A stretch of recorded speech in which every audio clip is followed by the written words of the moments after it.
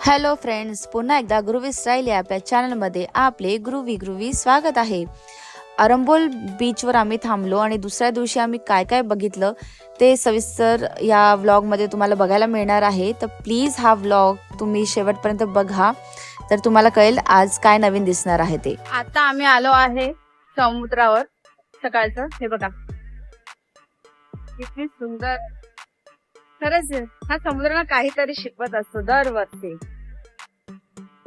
ही सुंदर मस्त वातावरण आहे. आणि हा माझा मोठा मुलगा इथे दिसतोय तुम्हाला बोटी जवळ. त्याला नाही आवडत आता आजकाल जायला, कारण त्याच्या मागे पण एक कारण आहे, ते मी तुम्हाला नेक्स्ट एका व्हिडिओ मध्ये सांगणार आहे का तो का नाही येत. आणि इकडे हे बघा माझा नवरा स्वतःचेच फोटो काढण्यात मग्न आहे.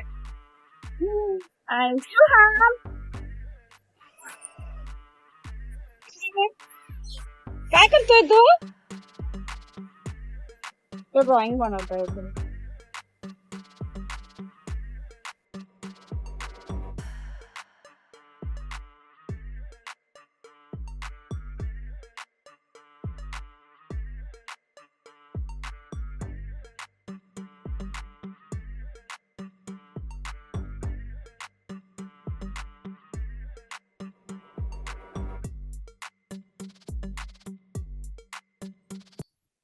तुम्हाला माहितीये का, माझा नवरा हा काही कपडे घ्यायचे असेल, त्याच्यासाठी चपला घ्यायचा असेल तर एवढा वेळ लावतो.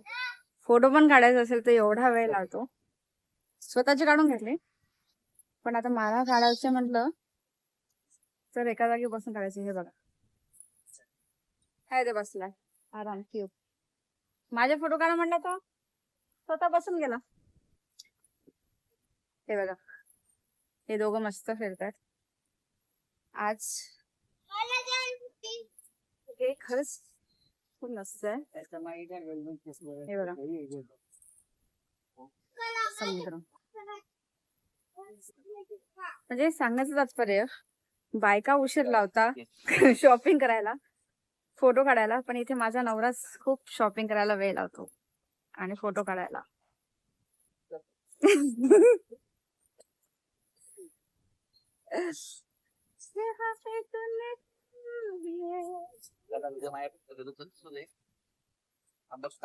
त्याला वाटतंय मी त्याची कंप्लेंट करतेय, पण जर तुमचा नवरा पण असाच असेल तर प्लीज कमेंट्स मध्ये सांग. बघितलं का, याचं दुसरं का तिसरं कोल्ड्रिंक आहे, नुसतं अर्ध पितोय आणि टाकून देतो.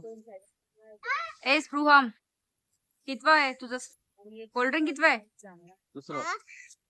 तुम्हाला वाटत नाही हा थोडासा असा जपानी टाइप दिसतोय आज? स्पृहम दाखव तुझा चेहरा. है ना, क्यूट आहे पण माझं बाळ.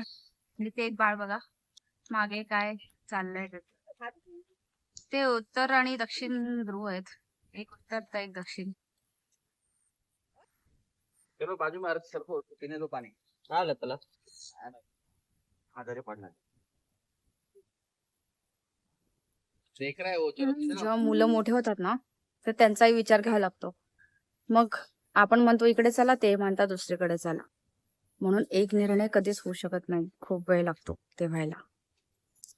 सध्या आमची स्थिती तशीच आहे. शुभम एक म्हणतो, आम्ही दुसरीकडे म्हणतो. बघू आता लास्ट मध्ये काय होईल ते. शेवटी फायनली ठरलं आमचं कुठे जायला. आणि हा जो ब्रिज आहे तो कोकण आणि गोवा या दोघांना जोडणारा ब्रिज आहे. तर आम्ही असंच निघालो, पण सोहम नाही आला. तो का नाही आला तुम्हाला पुढे कळणार आहे का नाही आला.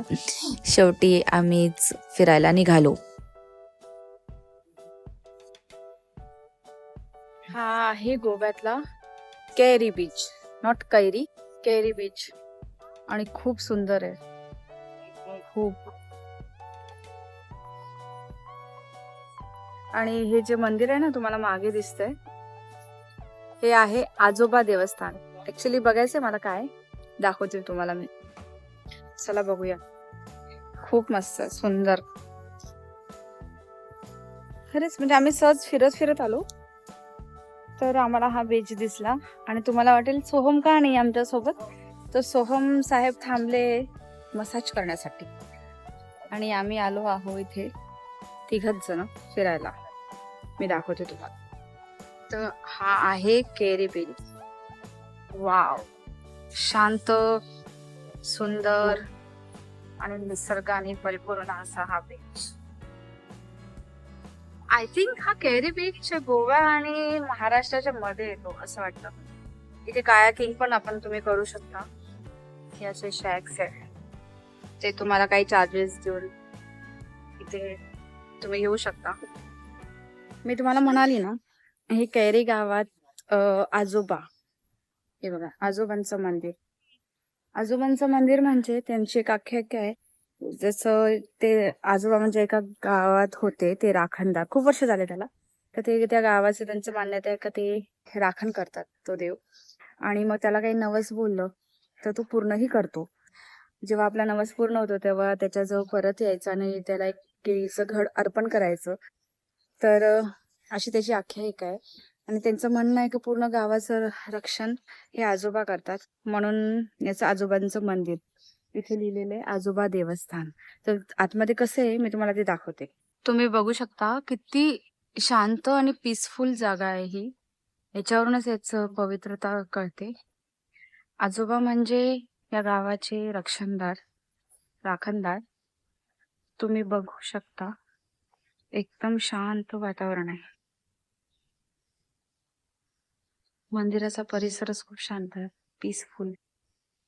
खरंच वाटतं इथे काहीतरी एकदम शांती आहे. हे बघा, हे आजोबांचं. काय झालं? स्पृहम आहे ना, ऍक्च्युली इतका स्वच्छ आहे, त्याला थोडी माती लागलेली चालत. काय झालं बेटू? माती लागणार बेटा, नंतर काढून घेऊ आपण. नाही यायचं ना, आता तो शेवटपर्यंत तेच करेल. सारखं काढावं लागेल माती तरी चालेल, पण ते काढत राहील. माहिती नाही, कदाचित असं वाटतं माझ्यावर गेलाय का हा.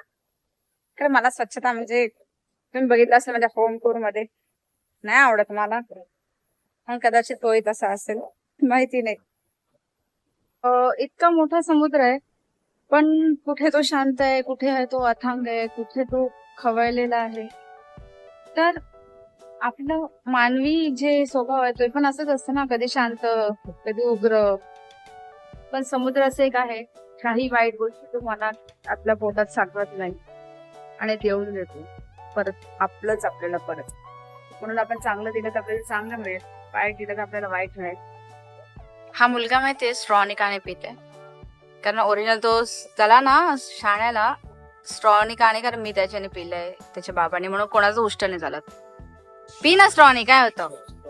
इतका शहाणा आहे. हात जसं काही एक स्वच्छतेचा भक्त आहे बघा ना, इतका छोटा. आणि काय कळतं रे तुला सांडलं. Very good. स्ट्रॉनी पी. मिशी दाखव तुझी मिशी. कार्टून. गेलाच नाही का ते. सोहम, आम्ही तुला खूप मिस करतोय.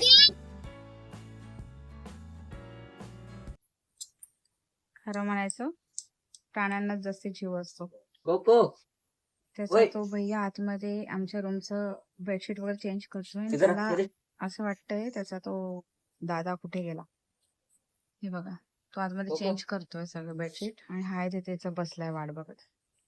आणि हा सोम बघा, आमच्यासोबत सेल्फी नाही, पण त्याच्यासोबत कोको नाव आहे त्याचं, त्याच्यासोबत सेल्फी काढतोय.